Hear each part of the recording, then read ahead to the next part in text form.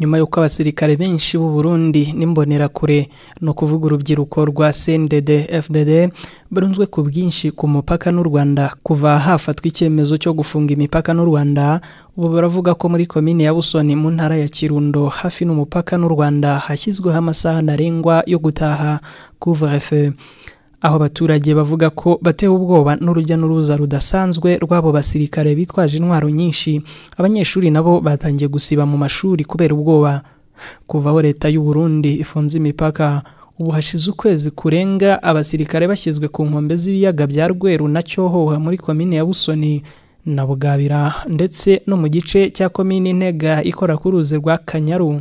Amakuru aturuka avuga ko aba basirikare bari gukorana n'imbonerakure hamwe n'abayobozi b'inzego z'ibanze mu kurinda imipaka ibahuza n'u Rwanda nk'uko amakuru ava i Burundi abivuga.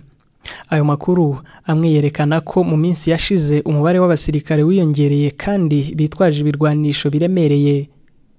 Umwe mu baturage yagize ati: "Byo ubwanjye nabonye itsinda ry'abasirikare bitwaje za mitarayeze mu ishyamba kimeza rya Murehe rigera ku Rwanda. Hari amakuru y'izindi ntwaro ziremereye zitwikiriwe n'amahema n'ibyatsi, birasa no kwitegura intambara. Ibice bimwe ubu ngo ntibishobora kunyurwamo bisanzwe. Nta muntu n'umwe wemerewe kwambuka igice cyitwa Mwiyanza cyo mu ishyamba rya Murehe."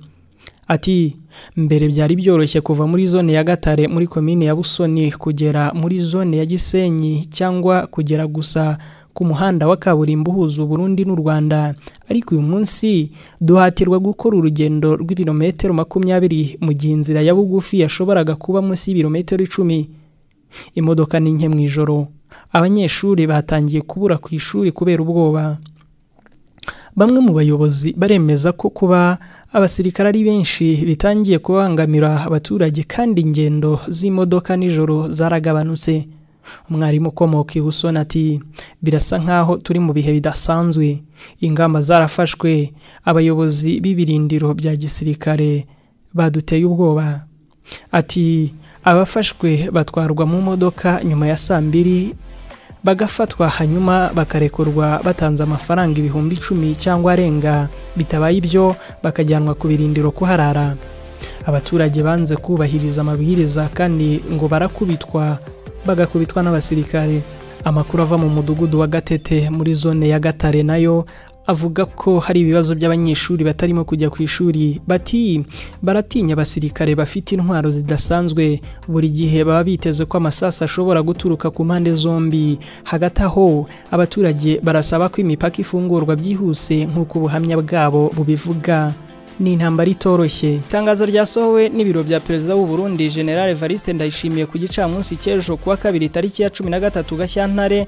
Ndayishimiye yahagurutse Bujumbura yerekeza Kinshasa, rivuga ko agiye kugirana ibiganiro na mugenzi we wa Kongo birebana n'ishyirwa mu bikorwa ry'amasezerano yo gushaka amahoro n'umutekano muri Repubulika ya Demokarasi ya Kongo n'akarere k'ibiyaga bigari yasinyiwe Addis Abeba muri Ethiopia muri 2013.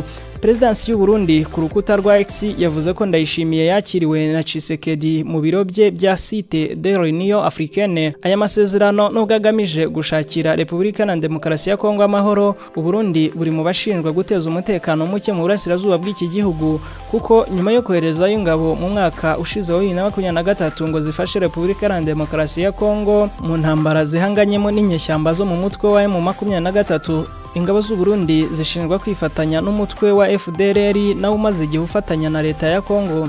Komeza kubana n'inyunguramagambo official, nanjye ndaza kujya nkugezaho amakuru y'intambwe ku yindi, igisasu ku kindi, ambushi ku yindi ndetse ibikoho ku bindi by'iyi ntambara. Inyunguramagambo